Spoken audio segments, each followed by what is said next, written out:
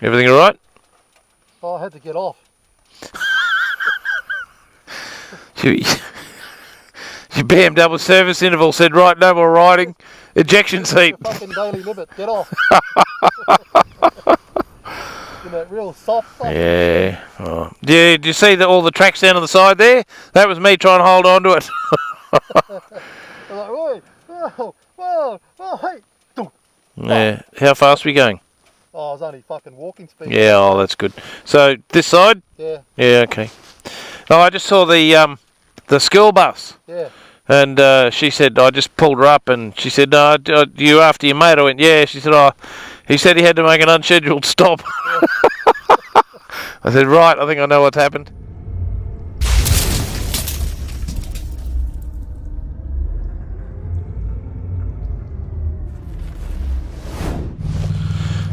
So that's the Underground Motel in Whitecliff. Definitely worth a visit for sure. Bikes are all packed. I've had to, because my phone broke, screen broke, I can't put it up there because the glasses just fall out of it. So I've put the phone inside, put the holder in the bag, and just put in the spot there, so it just tightens it up a little bit. So the Underground Hotel's kind of, whilst underground's probably a liberal term, it's actually cut into the side of a hill. And it's more under a hill than underground, so you actually don't go down into it, you go into the side of it. So yeah, it's more so basically what they do is they get a hill and they just cut a big scallop out of it and they kind of build a house into the scallop off section, put a roof over it, and stays nice and cool. We'll put a roof over the garage part of it and the rest of it's underground. Stays pretty cool. So constant 22 degrees underground out here when it might be 50 degrees outside. So this whole area used to be littered with opal mines. It was an opal mining town, and the whole idea was that you'd find a bit of ground, you'd start digging a hole.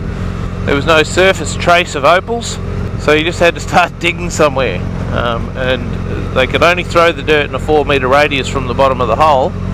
So you had all these 4 metre deep, well, we had all these holes about 3 metres deep, with 4 metres kind of dirt around them, until they started putting in winches and buckets, and they go a lot deeper. And the plan was hopefully they would find an opal or some strain of opals, and then they'd get onto that seam, and then they'd follow that seam through and hopefully strike it rich. So they'd go vertical and then horizontal. That's how this town, how it started. Someone found an opal. So I don't think they'd know what an opal is back then, but apparently they did. So now that for a morning ride. Yeah, we might have phone signal again. We might kind of feel like we're back in civilization, but we are still a long way from home. We're probably a good 1,500 kilometres to get back. We're still out in the middle of nowhere.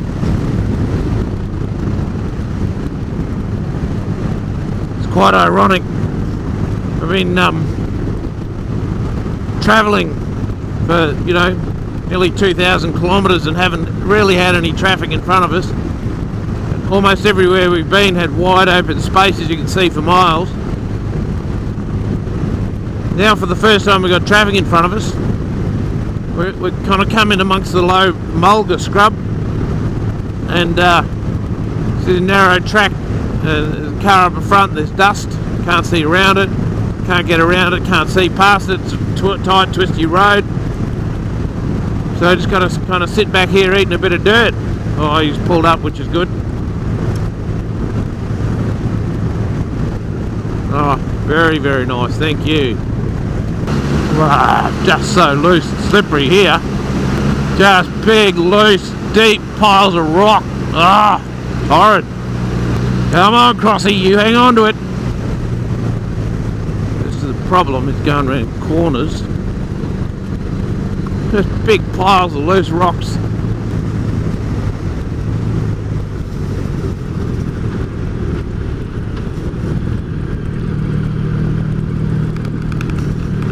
That's probably the worst bit of road we've been on the whole trip. thing definitely goes better when you pin it. When trying to tiptoe through that sort of stuff. Steer with the back wheel, lift the front up. I shouldn't be riding along in top gear on this, but it just is so much smoother when you get up on top of the corrugations.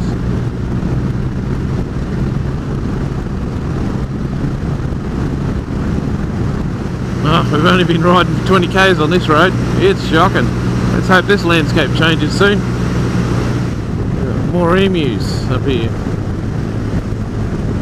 They're very curious. They're going to go, what's that thing over there? Look at the size of these birds. Wow.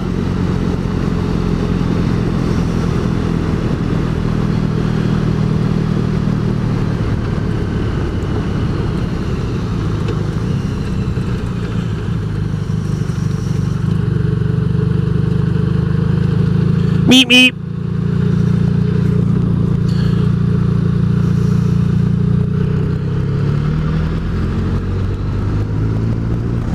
It's supposed to be getting warmer, not colder. It's down to 12 degrees now.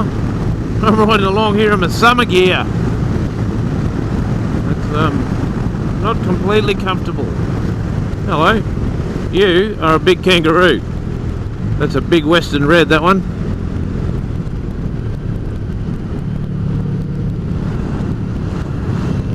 Yeah, you're a big Western red.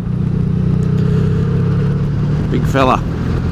It's a shame the wide angle lens, the point of view lens is actually so wide you don't get a lot of the detail that I can see, but yeah, big kangaroo.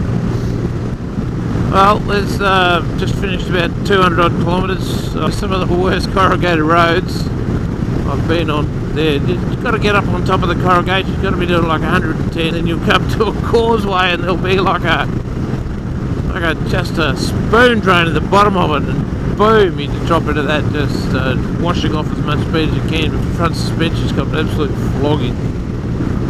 The front wheel, and I've just stopped there a little while ago to take a couple of pictures and check out the wheels. Everything seems to be okay. It's good. It's warming up now. 23. Oh, this thing seriously like a dirt bike.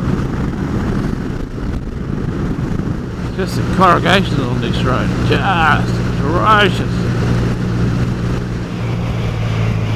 What's this black stuff?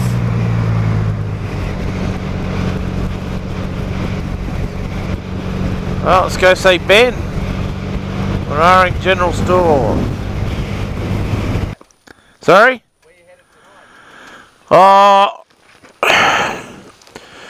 Well, I'm not sure yet. We've just come in from Whitecliff, so we're heading back east now. So yeah, Bourke, or a little town outside Bourke. You Ben, are you? Yeah.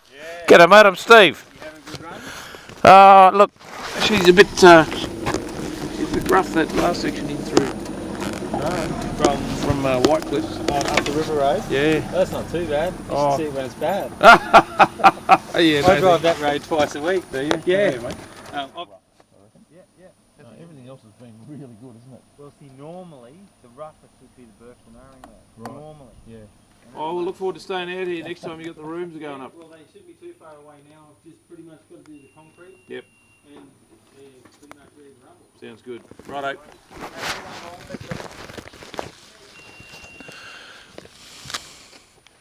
Nice guy.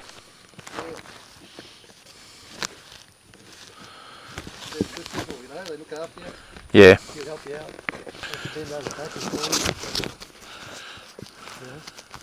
Well, a lot of places actually realise the motorcycle community is good for business. Yeah. Oh, yeah. You know. Especially if you get, 10 guys show up. Yeah. Well, it's not a lot of food, not a lot of fuel, but you get 10 guys buying drinks and food, and a car will turn up and buy 70 litres of fuel, and 2 people will have 2 coffees. You get 10 bikes turning up. You might only still sell the same amount of fuel, but all your profits in your fast-moving consumables. And we've got 189 kilometres to go to Bourke.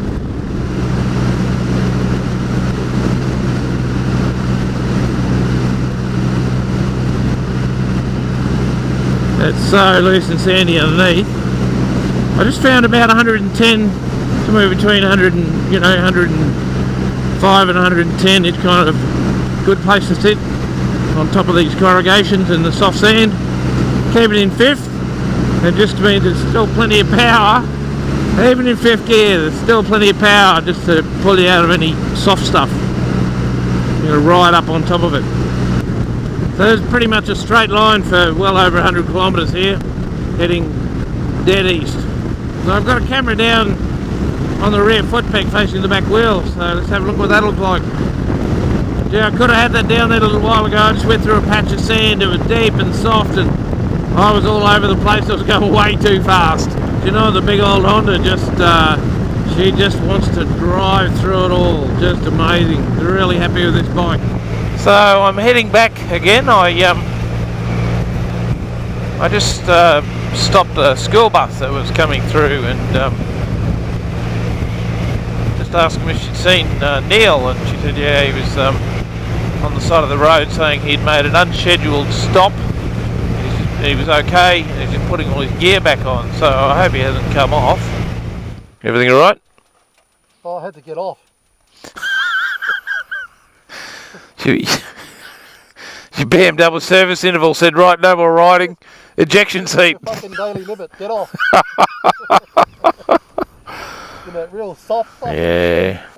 I'm like, whoa, whoa, whoa, whoa, hey. Yeah. How fast are we going? Oh, I was only fucking walking speed. Yeah, oh, that's good. Yeah. Well, then I couldn't pick the fucking thing up. You couldn't? Take all the bags off to pick the fucking Oh, did you? Oh, no. Are you alright? No injuries? No. And your bike's okay? Yeah. BMW didn't send out an alert for help, and frickin' helicopters come and help you pick up. Chinook come in, land. Yeah. 4 guys in white overalls come and race over and make you coffee while they lift your bike back up and clean it and straighten everything out. Oh, That was a really, really loose section, that one. It was pretty deep, and as I said, I had a big moment in there, but I had enough gyroscopic momentum to push me through it. But I did end up on, you know, down in onto that stuff over there, and just the only thing I could do was just power out of it. So I think I was in 5th gear too, 5th or 6th. So the torque on this thing just lifted it straight out. It was fantastic. Good girl.